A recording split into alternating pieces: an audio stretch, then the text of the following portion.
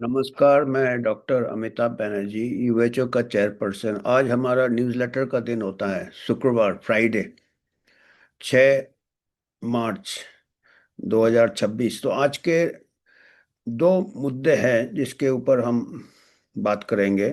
पहला मुद्दा है कि आप भी शायद मीडिया रिपोर्ट देख रहे होंगे। कैंसर केसेस बढ़ रहे हैं, कैंसर केसेस काफ़ी बढ़ रहे हैं।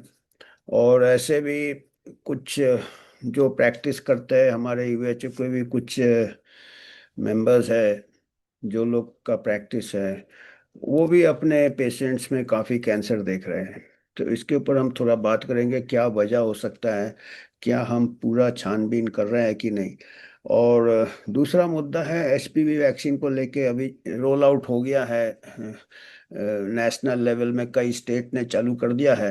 तो यूएचओ तो हमेशा समर्थन करता है कि जो भी कदम लिए जाए, उससे अगर कदम सही हो, कदम का अच्छा एविडेंस है, जिसको एविडेंस बेस्ड कहते हैं, मेडिसिन या एविडेंस बेस्ड पब्लिक हेल्थ, तो अपनी तरफ से पूरा कोशिश करता है कि अपना इंडिपेंडेंट रिसर्च करे और अपने रिकमेंडेशन दे। और फिर बाकी रिकमेंडेशन पे उसको कोई, किसी के ऊपर कोई बाइंडिंग नहीं रहता है, क्योंकि कोई ऐसा हम एक एडवाइजरी, वॉलेंट्री एडवाइजरी रोल करते हैं, ऐसा नहीं है हमारे पास। बट हम ट्रांसपेरेंसी लाने की कोशिश करते हैं और अवेयरनेस अवेयरनेस अमंग पीपल।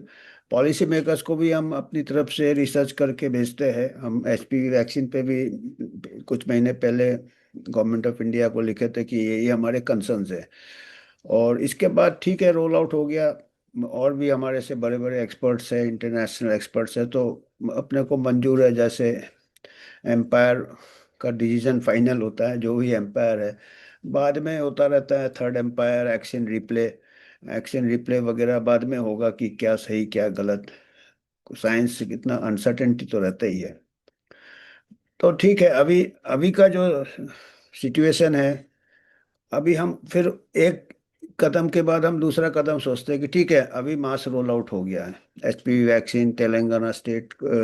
और फिर पूरे तेलंगाना स्टेट के ऊपर हमने थोड़ा ज़्यादा ये किया, क्योंकि 2009-10 को वहाँ पे कुछ हादसे हो गए थे एचपीवी वैक्सीन ट्रायल में। कई बार हम बता चुके हैं, आपको भी मालूम होगा। 26,000 लड़कियों को दिया था, उसमें से 7। इसलिए हमने तेलंगाना स्टेट को अलग से एक लेटर लिखा है, उसके बारे में हम बात करेंगे कि। और वो लेटर हमको एडवाइस किए हैं हमारे पॉलिसी एक्सपर्ट है, इम्पैक्ट पॉलिसी, इम्पैक्ट और हेल्थ पॉलिसी और अदर पॉलिसी के ये है कंसल्टेंट दोनती नरसिम्हा रेड्डी, डॉक्टर दोनती नरसिम्हा रेड्डी। उन्होंने गवर्नमेंट ऑफ इंडिया को भी लेटर लिखा है अलग से, और हमको भी एडवाइस किया है। हमने उनके एडवाइस से एक ड्राफ्ट करके हमने लेटर एक तेलंगाना स्टेट को भी दिया है, और उसमें जो मेजर्स दिए हैं कि क्या क्या प्रिकॉशंस लेने हैं। एचपीवी वैक्सीन ठीक है, अच्छा किया, रोल आउट कर दिया है। अब उसको क्या क्या प्रिकॉशंस लेने हैं, उसके बारे में हम क्योंकि हमको देखना है, सेफ्टी भी देखना है कि पहले कंसेंट लिया है, उसके नैतिक नैतिक इश्यूज क्या आ रहे हैं, एथिकल इश्यूज क्या आ रहे हैं। फिर आपका कुछ ये लिया है कि नहीं लिया है, इन्फॉर्म्ड कंसेंट जिसको समझाया कि नहीं, साइड ये सब। तो पहले मुद्दे में हम थोड़ा बात करते हैं, बाद में हम थोड़े स्क्रीनशॉट्स भी बताएंगे, जो हमारे जो सोर्सेज रहते हैं, जो एकदम ऑथेंटिक रहते हैं। रिसर्च पेपर्स नंबर 1 हम इम्पोर्टेंस देते हैं, और अच्छे जर्नल्स में पहले हम प्रायोरिटी देते हैं, जो भी रिसर्च है उसको आप तक लाने का। और वो, तो हम पहले कैंसर के बारे में बात करते हैं।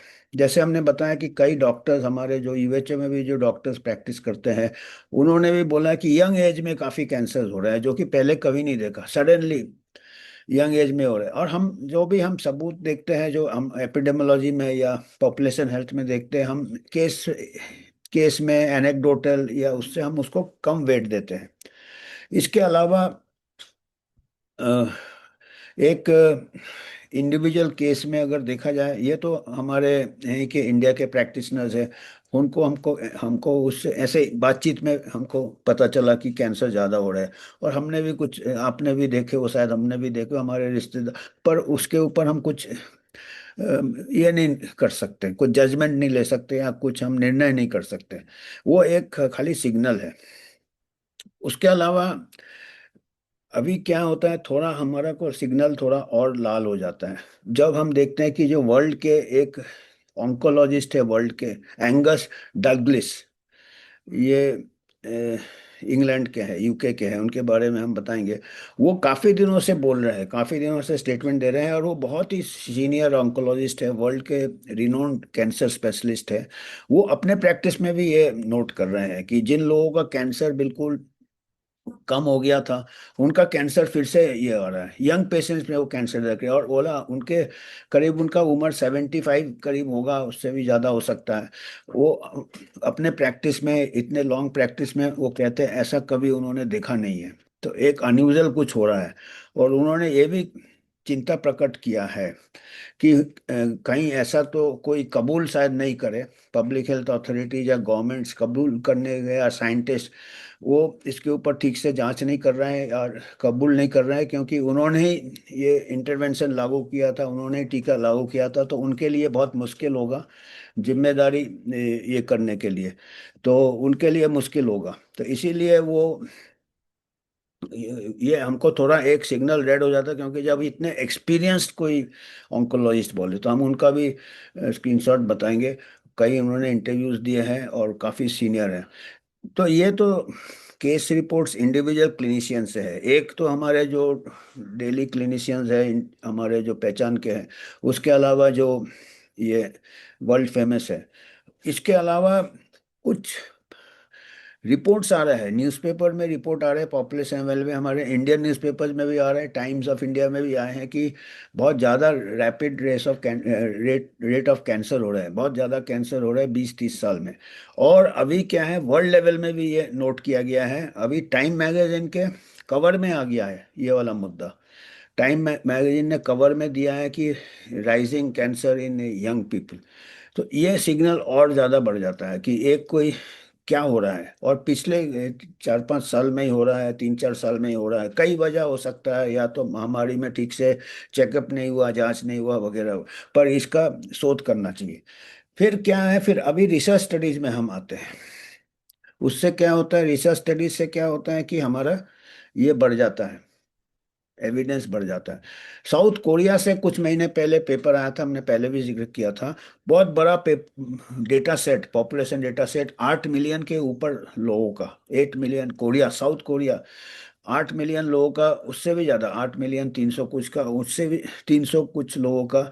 उन्होंने 8 मिलियन के ऊपर, कुछ लोग वैक्सीनेटेड थे, कुछ 6 मिलियन या 5 मिलियन, और 2-3 मिलियन अनवैक्सीनेटेड थे। उनको एक साल फॉलो अप किया, क्योंकि रिकॉर्ड में सब कैप्चर हो जाता। अब उन्होंने ये कंसर्निंग ये पाया कि जो लोग ने वैक्सीन लिया था कोविड का, उनको 1.5 गुना ज़्यादा कैंसर के एक साल बाद आफ्टर द वैक्सीन से, कंपेयर टू जो जिन्होंने टीका नहीं लिया था। तो ये एक स्ट्रॉन्ग सिग्नल बन जाता है कि इतना लार्ज डेटा सेट में थोड़ा सा फर्क है दोनों ग्रुप में। और उन्होंने देखा कि किसी भी टाइप का mRNA वैक्सीन, और जो भी ये एडिनो वेक्टर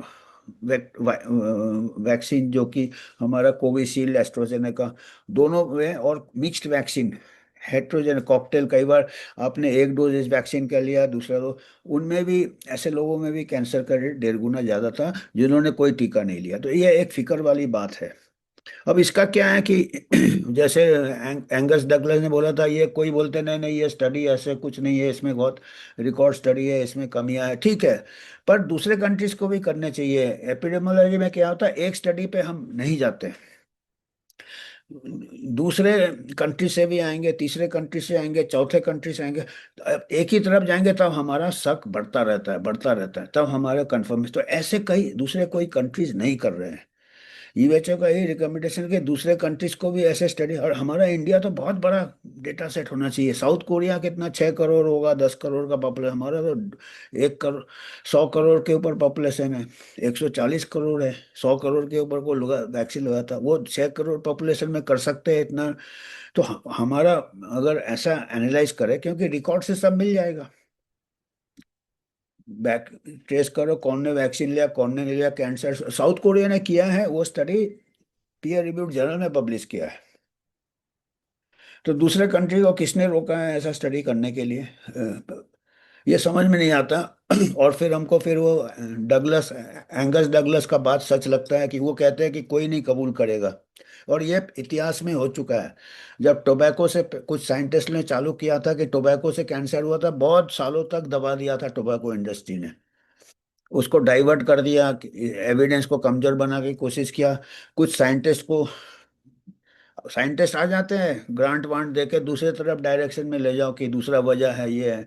ऐसे हुआ था जब आपका शुगर इंडस्ट्री ने काफी इन्फ्लुएंस किया था। और अभी हम पता चलता शुगर हार्मफुल है। उस टाइम वो अटेंशन फैट के ऊपर ज्यादा फोकस कर दिया, हालांकि फैट भी ज्यादा होगा पर शुगर वाज मोर डेंजरस। पर शुगर इंडस्ट्री बहुत स्ट्रांग लॉबी था, तो ये आप इतिहास में है। और अभी ये वैक्सीन इंडस्ट्री बहुत स्ट्रांग है, आपको मालूम है, सबसे बिलियन डॉलर इंडस्ट्री बन गया है। तो एंगस डगलस वही कह रहे हैं कि कोई, तो हमारा यही है कि इसमें रिसर्च होना चाहिए। और इसके बाद एक और स्टडी आया हुआ है, क्यूरियस जर्नल है जो स्टैनफोर्ड यूनिवर्सिटी से पब्लिश होता है। देखिए कई इसमें जाते हैं ये, हम जब एपिडेमोलॉजी या पॉपुलेशन हेल्थ में हम जब जांच चालू करते हैं डिटेक्टिव जैसे करते हैं, कुछ हमको ये मिलते हैं, क्यूज मिलते हैं हमको, उसमें हम फिर शक करते हैं और सब चीज को शक करते हैं। अभी जो कैंसर का जो रेज हो रहे हैं ना, कैंसर अभी सब एक्सपर्ट्स ने, हर जगह आप देखेंगे इंडिया पेपर्स में कई एक्सपर्ट्स बहुत कॉजेज बताएंगे, स्मोकिंग, अल्कोहल, स्ट्रेस बताएंगे, स्लीप कम हो रहा है, एनवायरमेंट पोल्यूशन हो रहा है, प्लास्टिक हो रहा है, केमिकल्स हो रहा है, अल्ट्रा पोल्यूशन, सब मानते हैं वो सब कॉजेज हैं। पर इसके बारे में कोई बात ही नहीं करता है इसके तरफ, मतलब अभी आप कोई जब डिटेक्टिव जांच करता है किसी कत्ल का, सबको सस्पेक्ट रखता है, अपना वो नजदीकी रिश्ते वाले को भी वो सस्पेक्ट रखता है, तब जाके मर्डर मिस्ट्री सॉल्व होता है। तो ये मिस्ट्री सॉल्व करने के लिए अगर एक को आप बता दो तो ये टीके के बारे में तो हम बात ही नहीं करेंगे। तो उसमें फिर आप कई सालों तक, ये कई सालों बाद जाके पता चलेगा और इस बीच में कई लोगों की जानें चली जाएगी। तो ये हमको, हम ये नहीं कह रहे हैं कि हमको दावे के साथ, पर जब तक परफेक्ट रिसर्च नहीं होगा किसी को नहीं पता चलेगा क्या हो रहा है। और सिग्नल्स बड़े स्ट्रांग आ रहे हैं, साउथ कोरिया का स्टडी बता रहा है। और इसके अलावा जैसे फिर डिटेक्टिव क्या करता है, फिर फिंगरप्रिंट एक्सपर्ट को भेजता है, वो final basic scientific level molecular level में देखता है। ऐसा भी एक स्टडी आ गया है, एक क्यूरियस जर्नल है, स्टैनफोर्ड यूनिवर्सिटी निकलता है। उन्होंने कुछ मॉलिक्यूलर ये पता किया है कि क्या हो सकता है कि ये जो स्पाइक प्रोटीन है, जो दोनों इसमें स्पाइक प्रोटीन बनाता था एमआरएनए वैक्सीन और ये adeno vector vaccine, Covishield, AstraZeneca, तो ये स्पाइक प्रोटीन कैसे रिएक्ट करता है मॉलिक्यूलर लेवल में, सेलुलर लेवल में, इन्होंने पूरा एक डायग्राम हम प्रोजेक्ट करेंगे। हम ज़्यादा डिटेल में नहीं जाएंगे, हमारे लिए भी थोड़ा डिफिकल्ट है, आम आदमी के लिए भी डिफिकल्ट है, पर इसमें भी देर इज अ बायोलॉजिकल प्लॉजिबिलिटी। वो लेवल होते हैं कि सबको जितने कनेक्ट द डॉट्स करना पड़ता है, पर अगर एक डॉट को आप बिल्कुल अलग रहोगे तो हम कई बार मिस कर जाएंगे। और ये एक और चीज है कि ठीक है, अभी कहेंगे लोग अरे अभी तो हो गया अभी हो, पर ये इसलिए इम्पोर्टेंट है क्योंकि ये टेक्नोलॉजी जो कोविड के दौरान किया था, एमआरएनए टेक्नोलॉजी, फिर एडेनो वायरस वेक्टर टेक्नोलॉजी, ये टेक्नोलॉजी अभी दूसरे वैक्सीन में भी इस्तेमाल करने वाले हैं क्योंकि बहुत इसमें फास्ट ये हो जाता है और काफ़ी प्रॉफिट होता है और टर्नओवर काफ़ी फास्ट होता है। तो इसीलिए हमको बहुत इम्पोर्टेंट है कि इसके ऊपर अभी शोध हो जाए, रिसर्च हो जाए, तब आगे बढ़े, क्योंकि बहुत फास्ट जा रहे हैं, इतना हाई प्रेशर है। तो ये एक कैंसर के ऊपर था हमारा टिप्पणी। और दूसरा जैसे हम बताएं एचपीवी का है, एचपीवी ठीक है आपने अभी लॉन्च कर दिया तो हमको कोई ये नहीं है, पर हम अभी दूसरा कदम देखेंगे कि जैसे अभी उसमें पहले जब हमारे 2009-10 को कई लड़कियां का डेथ हो गया था, क्योंकि फटाफट लॉन्च कर दिया, उसको मॉनिटर नहीं किया, फिर उसको ट्रायल रोकना पड़ा, गवर्नमेंट को इंटरवीन करना पड़ा, जॉइंट पार्लियामेंट्री कमेटी करना पड़ा, फिर वो रोका, फिर वो उनको दोषी पाया गया। तो अभी ठीक है, अभी तो और बड़े पैमाने में लॉन्च कर दिया, 1 करोड़ के ऊपर डोज दे दिया, या देना है, प्लान है, रोल आउट करना है, मास रोल। तो इसके लिए आपको हमने यूएचओ की तरफ से हमने तेलंगाना गवर्नमेंट को लेटर लिखा है, आया भी है वो उनके मीडिया में भी आया है, कि ये आप ये प्रिकॉशंस लेने हैं, ये एथिकल कंसर्न्स है, ये नैतिकता है। उसमें हमारा इन्फॉर्म्ड कंसेंट आता है, पेरेंट्स का कंसेंट लेना है, और इन्फॉर्म्ड मतलब सही में इन्फॉर्म्ड, ऐसा नहीं कि हाँ आपको देना है कि नहीं, वो पेरेंट भी साइन कर देता है, और ऐसा नहीं। इन्फॉर्म्ड कंसेंट होता है कि इन्फॉर्म्ड कंसेंट में आपको वो पूरा बताना है कि क्या क्या rarest of rare side effects आप बताना है। अब इससे हिचकिचाते हैं लोग बताने के लिए, बोलते हैं नहीं उसमें वैक्सीन रेजिस्टेंस है, पर वो नैतिक नहीं है, वो अनएथिकल है। सब कुछ आपको बताना है, क्योंकि आप 9 से 14 साल हेल्दी लड़की को दे रहे हो, यंग लड़की को, एक भी साइड इफेक्ट एक्सेप्टेबल नहीं है। दूसरी बात है, आपके पास पूरा जो वर्कर्स है, जो वैक्सीनेटर्स है, उनको पूरा ट्रेनिंग होना है, उनको मालूम होना चाहिए कि कैसा एडवर्स इवेंट्स क्या होता है, उनको मालूम होना चाहिए कि क्या क्या उनको बताना है, इंफॉर्मेशन कैसे देना है, पब्लिक अवेयरनेस क्रिएट करना है। फिर उसके बाद आपका पूरा डॉक्यूमेंटेशन होना चाहिए एडवर्स इवेंट रिपोर्टिंग के लिए। आजकल तो डिजिटल है, वो प्लेटफॉर्म होना चाहिए कि कैसे करें। उसके बाद आपके पास पूरा आपका ट्रांसपेरेंसी चाहिए कि आपका कितना बजट है। बजट हम बता दें, 1 साल का 1300 करोड़ है एचपीवी वैक्सीन रोल आउट में, हर साल 1300 करोड़। 1300 करोड़ एक गरीब कंट्री के लिए बहुत ये होता है। और कब जाके 40 साल बाद क्या होगा हमको पता नहीं है, किसी को पता नहीं है। पर ये दावे के साथ कह रहे हैं कि ठीक है मान गए, पर इसका बजट ये पब्लिक डोमेन में लाना चाहिए। और ये पैसा डाइवर्ट होगा ना, वाटर सप्लाई से डाइवर्ट होगा, हाइजीन सैनिटेशन होगा। आपके कंडीशन रास्ते के हैं, ट्रैफिक एक्सीडेंट में 500 लोग रोज मर जाते हैं, बुरे रोड्स है ये। तो हमको एज अ पब्लिक हेल्थ हम सब प्रायोरिटीज बनाते हैं। तो ये भी पब्लिक डोमेन में रखना है कि कॉस्ट कौन फंड का। फ्री में नहीं है, फ्री में मिल रहा है लोगों को, फ्री में मिल रहा है, टैक्स पेयर का पैसा है, वो कहीं से डाइवर्ट होता है। ये नहीं समझ, हवा से नहीं आता है फ्री में। तो इसके ऊपर मैंने, it should be in the public. फिर आपका कोल्ड चेन कैसा है, क्योंकि वैक्सीन का क्वालिटी 2 से 8 डिग्री टेम्परेचर में है। कितने फैसिलिटीज हैं आपके पास, कितने, अगर 1 करोड़ को देना है, कितने एडवर्स इवेंट, फिर उन बच्चों को फॉलो अप कितने साल करोगे आप, क्योंकि अभी आप ऐसा नहीं फॉलो अप, अभी हम तो कुछ ठीक है ये, ऐसा नहीं होता।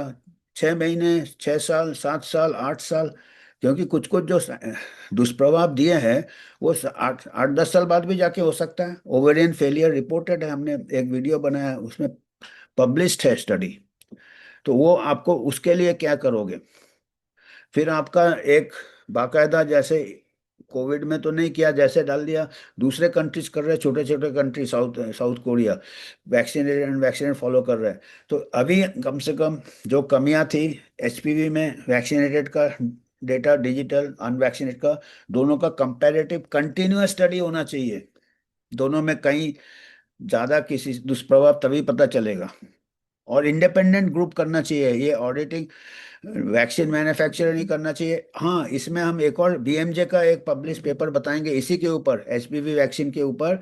यूरोपियन मेडिकल एसोसिएशन, ईएमए, उन्होंने बहुत इसमें कमियां की थी, बहुत एक प्रकार से जिम्मेदारी नहीं निभाया था। एचपीवी वैक्सीन रोल आउट हुआ था यूरोप में, और कई साइड इफेक्ट्स हो गए थे, न्यूरोलॉजिकल साइड इफेक्ट्स, ये साइड इफेक्ट, उसका ठीक से इन्वेस्टिगेट नहीं किया। उसके जो लोग इन्वेस्टिगेट किए उनके कॉन्फ्लिक्ट ऑफ इंटरेस्ट था, इंडिपेंडेंट बॉडी ने इन्वेस्टिगेट नहीं किया। ये मैं स्क्रीन में प्रोजेक्ट करूंगा, ब्रिटिश मेडिकल जर्नल जो लीडिंग जर्नल है, उसमें आर्टिकल आया है।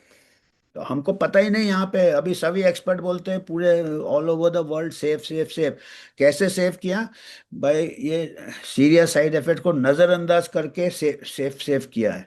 ब्रिटिश मेडिकल जर्नल का मैं एब्स्ट्रैक्ट बताऊंगा उस आर्टिकल का, जहाँ पे सीरियस न्यूरोलॉजिकल इफेक्ट्स, चक्कर आ जाता है, पॉट्स आ जाता है, पैरालिसिस, वो सब उन्होंने किसके ऊपर डिपेंड किया? जो इन्वेस्टिगेटिव कमेटी है, adverse events investigative, European medical association, सोचिए इतना एडवांस यूरोप के कितने कंट्रीज आते हैं, उनके यूरोपियन, उन्होंने जो जांच किया, बाद में पता चला कि वो मैन्युफैक्चरर का रिपोर्ट से वो जांच खत्म कर दिया, या जो एक्सपर्ट्स लिए उनके काफी हितों का मतभेद था, कॉन्फ्लिक्ट ऑफ इंटरेस्ट था, वो फार्मा के पेमेंट में थे, उनको फार्मा से कनेक्शन था, तो वो काफी उसको आया है।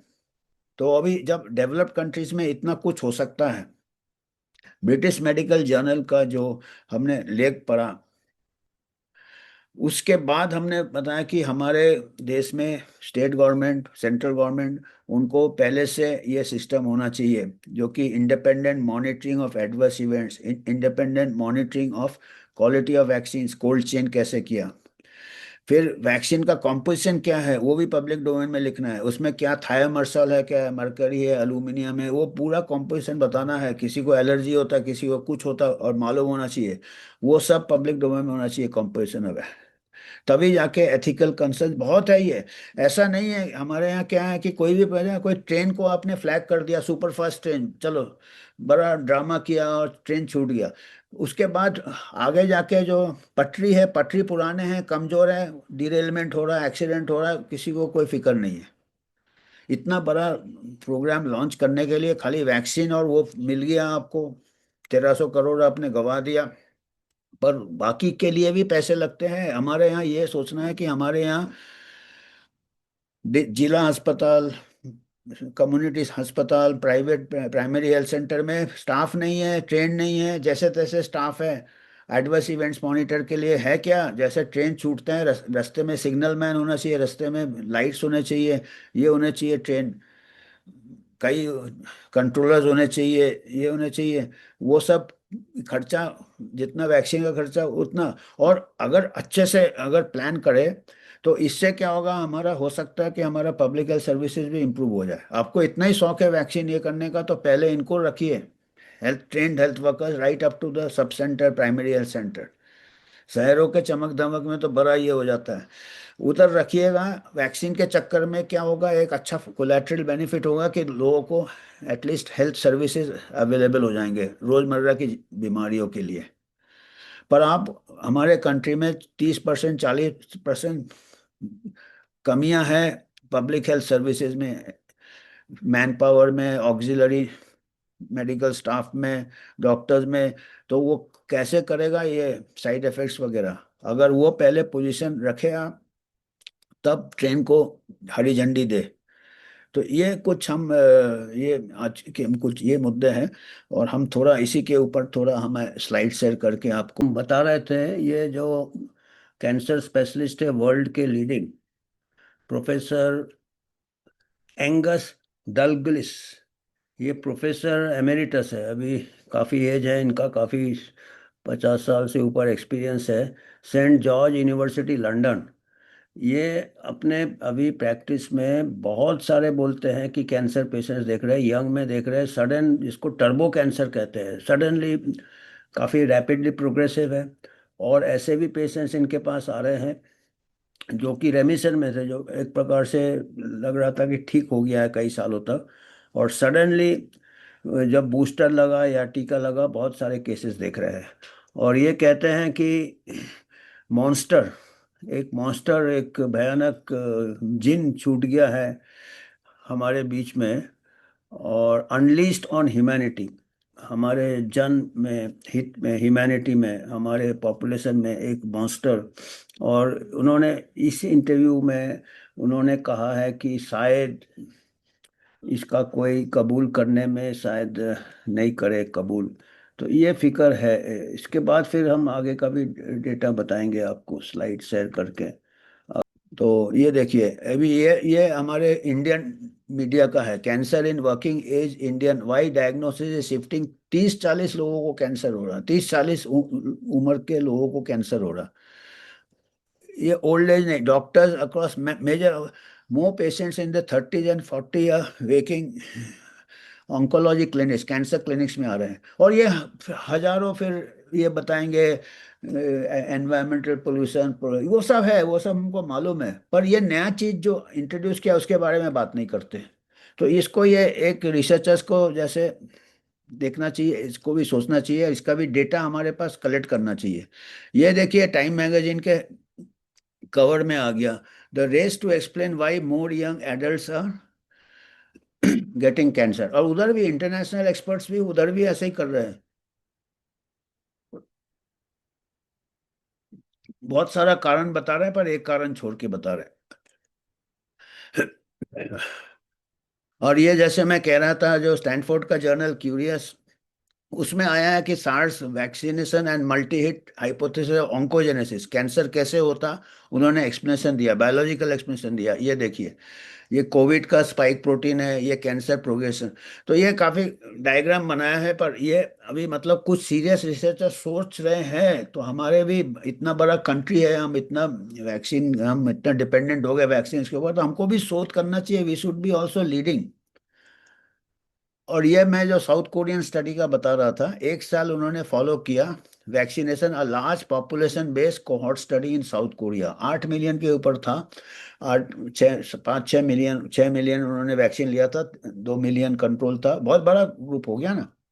और उन्होंने पाया जिन्होंने वैक्सीन लिया था उनको 1.5 गुना ज्यादा कैंसर बढ़ गया था, हर टाइप का cancer, breast cancer, bone cancer, ये कैंसर, पूरे कैंसर। तो मतलब ये सिग्नल्स आ रहे हैं।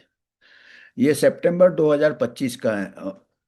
ये स्प्रिंगर नेचर है, काफी हाई लेवल का जर्नल है, नेचर वगैरह टॉप पब्लिशर है।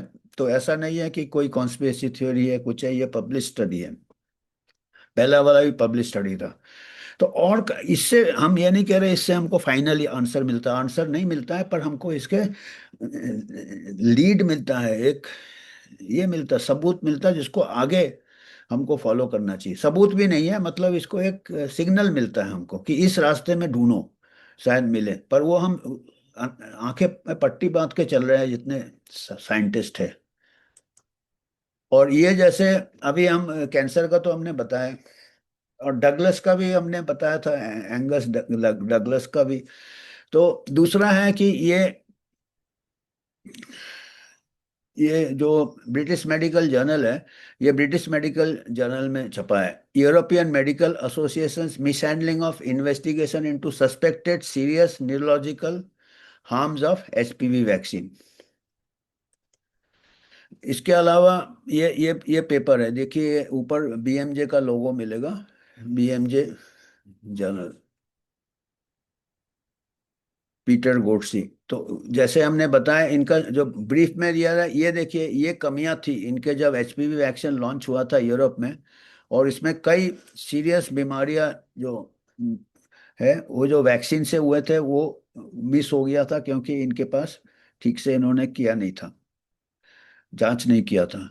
The European medicine agency mishandle investigation, बड़े जोरों से लॉन्च करते हैं सेफ सेफ करके, पर कुछ दुष्प्रभाव होता है। तो यूरोप में भी ये इन्वेस्टिगेशन ठीक से नहीं किया। Danish health authorities about suspected serious neurological harms of HPV vaccine, nervous system के हार्म्स, चक्कर आना, गिरना, stroke. Official report was reassuring, officially बोला कि भाई हाँ सब ठीक है, कोई कनेक्शन नहीं वैक्सीन का। पर कुछ डॉक्यूमेंट्स लीक हो गए थे, leaked documents, confidential documents of European Medical Association document reveal substantial disagreement among agencies appointed experts। Experts के बीच में काफी ये था, और उसको नजरअंदाज किया।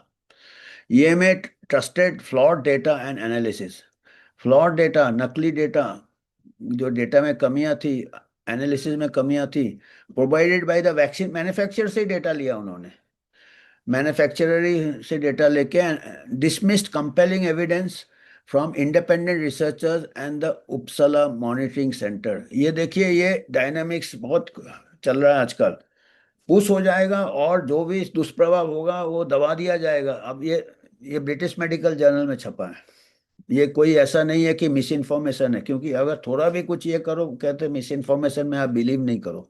आप ये खुद सर्च कर सकते हैं, हमने प्रोजेक्ट किया है। टाइटल आप गूगल सर्च में सब आ जाता।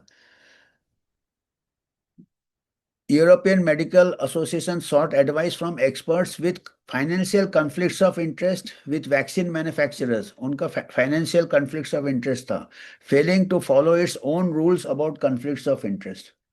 खुद ही के रूल उन्होंने फॉलो नहीं किए। तो इसको देखते हुए हमने जब देखा कि चलो तेलंगाना में लॉन्च हो गया, नेशनल लेवल में लॉन्च हो गया, और तेलंगाना में इसलिए क्योंकि वहाँ पे ऐसा ट्रेजेडी हो चुका था आज से 10-15 साल पहले। तो ये हैदराबाद मेल में छपा है, हमने लेटर लिखा है उनके हेल्थ मिनिस्टर को, कॉपी हमने गवर्नमेंट ऑफ इंडिया को भी दिया है। यूएचओ flags ethical concerns over Telangana propose SPV drive. और हमने बताया कि ठीक है अभी आपने स्टार्ट कर दिया, ये आपको देखना है।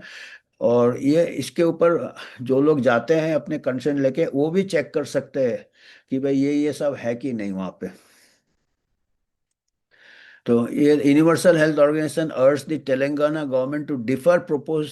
वो तो सब लॉन्च नहीं होता, खैर अभी लॉन्च हो गया तो अभी ये पहले पटरी होनी चाहिए, फिर गाड़ी को हरी झंडी देना है, ये हमारा कहना है। तो ये हमने उनको बताया कि भाई ऐसा आपका हो गया था 2009-10 को, और 72nd जॉइंट पार्लियामेंट्री कमेटी ने भी पाया था दोषी। तो उसको नज़र रखते हुए आप इस बार थोड़ा ज़्यादा प्रिकॉशन लें कि फिर से वैसा हादसा नहीं होना चाहिए। और ये देखिए कंसेंट होना चाहिए, ये सब हमने जो भी हमने आप बात किया कि ये एडवर्स इवेंट्स का मॉनिटरिंग होना चाहिए, 24 घंटे हेल्पलाइन होना चाहिए, और कई सालों तक इसका फॉलोअप होना चाहिए। ये नहीं कि बस 14 दिन कर दिया, हम ट्रायल में 14 दिन करके सेफ बता दिया, पर अगर कुछ लॉन्ग टर्म दुष्प्रभाव होता, ऑटो इम्यून डिजीज होता, एलर्जी होता, वो कई सालों बाद जाके होता। तो 7-8 साल तक फॉलो करना है या उससे भी ज़्यादा। Transparency training, cold chain training क्या है, जो वैक्सीनेटर्स है जो कोल्ड चेन है कि नहीं है, फ्रीज है कि नहीं, ये सब देखना। उससे क्या वैक्सीन क्वालिटी के ऊपर डिपेंड करता है, वैक्सीन क्वालिटी वगैरह, इतना स्पेस है कि नहीं वैक्सीन रखने का। बाकी चीज़ों से भी ये हो जाएंगे, कई दवाइयाँ रहते हैं, वैक्सीन कैसे स्टोर कर रहे हैं, कहीं मिक्सअप ना हो जाए। Independent ethical ethical committee separate होना चाहिए, जिसमें एक्टिविस्ट होना चाहिए, एथिसिस्ट होना चाहिए, लॉयर्स होने चाहिए, एक मल्टी ये कई फील्ड से लोग लेने चाहिए जो एथिकल कमेटी में हो। अभी देखिए यूरोपियन जो कमेटी था वो उसमें सब कॉम्प्रोमाइज थे, मैन्युफैक्चरर से ले लिया डेटा, और बाकी जो एक्सपर्ट्स थे सब फाइनेंशियल कॉन्फ्लिक्ट ऑफ इंटरेस्ट थे। ट्रांसपेरेंसी फंडिंग फंडिंग हमने बोला 1300 करोड़ कितना खर्चा है, और कहाँ से आ रहा है, किधर से डाइवर्ट हो रहा है, ये सब कॉमन अवेयरनेस और सोशल मोबिलाइजेशन। लोगों को सब पता चलना चाहिए क्या वैक्सीन है, क्या प्रोपोजल है, क्या डेटा है, सिंपल वर्ड्स में। हम यूएचओ की तरफ से कोशिश करते हैं, पर इस टाइप का इंफॉर्मेशन चारों तरफ फैलना चाहिए। और एपिडेमोलॉजी बेस का है, आपके पास बेसिक डेटा है कि नहीं, ये एक कमी पाया गया नेशनल लेवल में भी, स्टेट लेवल में। आपके कैंसर रेट्स कितने हैं, कम हो रहे हैं, ज़्यादा हो रहे हैं? अरे पिछले 30 साल का हमने डेटा देखा था, कम हो रहा है। आज का डेटा में क्या बता रहा है? वो डेटा के बिगैर आपको कैसे पता चलेगा वैक्सीन का फायदा हो रहा है नहीं हो रहा? पहले से ही कम है और फिर बाद में करके बोलोगे देखो वैक्सीन के बाद कम हो गया। तो वो हमारे पास एक वो जीपीएस होना चाहिए, कार चला रहे हैं मालूम नहीं है रास्ता कहाँ जाना है, ऐसे हो गया ना। भाई पहले रास्ता मालूम होना चाहिए, मैप होना चाहिए, तो उसके लिए हमारे पास आंकड़े होने चाहिए। और financial arrangement, stakeholder interest, conflict of interest है कि नहीं जो वैक्सीन पुश कर रहे हैं, हितों का टकराव। Unresolved questions about adequacy of training for vaccination personnel, vaccination personnel है भी कि नहीं, देखिए इतने पर्सनल कितने पर्सनल लगेंगे, ऐसे हेल्थ के लिए 30-40% कमियां चल रहा है स्टाफ का। तो उनका ट्रेनिंग क्या है, बाकी भी तो काम करते हैं, तो उससे कितना वो डिवोट कर पाएंगे। Absence of publish post vaccination monitoring protocols कहाँ है आपके पास, एसओपी है कि नहीं है, उसमें भी कमियां पाया गया है। ये सब कमियां हमारे जो मिस्टर नरसिम्हा रेड्डी है, दोनती नरसिम्हा रेड्डी, वो वहाँ पे है पॉलिसी एक्सपर्ट, वो उन्होंने कंपाइल करके हमको दिया, फिर हमने लेटर बनाया, फिर उन्होंने सेंटर को भी लिखा है। कोल्ड चेन इंफ्रास्ट्रक्चर के बारे में मैंने बात किया, स्टोरिंग कैसा है, कॉम्पोजिशन कैसा है उसका, वैक्सीन में क्या क्या है, क्या क्या एडजेंट है, क्या क्या मेटल है, ये सब आना चाहिए।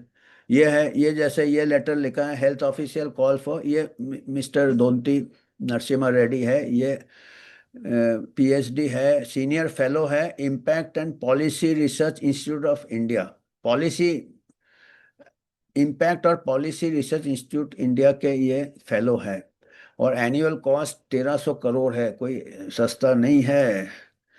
और आखिरी में ये है कि आपको अगर कुछ डोनेशन करना है, हम कोशिश करते हैं रिसर्च करने का, आप मीटिंग करने का कहीं जाके, तो आपके पैसे से ही हम आगे बढ़ना चाहते हैं। हम किसी ड्रग कंपनी, वैक्सीन कंपनी, कोई पॉलिटिकल एजेंडा से अलग रहना चाहते हैं, तो जिसमें कि हम इंडिपेंडेंट आपके पास मैसेज लाए, अवेयरनेस क्रिएट करें। तो आपको कुछ कंट्रीब्यूट करना वॉलंटरी कर सकते हैं। तो इतना ही है आज। तो आज के न्यूज़ में इतना ही है। तो धन्यवाद, हम अभी शेयर करना बंद कर सकते हैं। तो धन्यवाद। आपको कुछ फीडबैक देना है दीजिएगा, कुछ सवाल है बताइएगा, हम उसको जवाब देने की कोशिश करेंगे। धन्यवाद।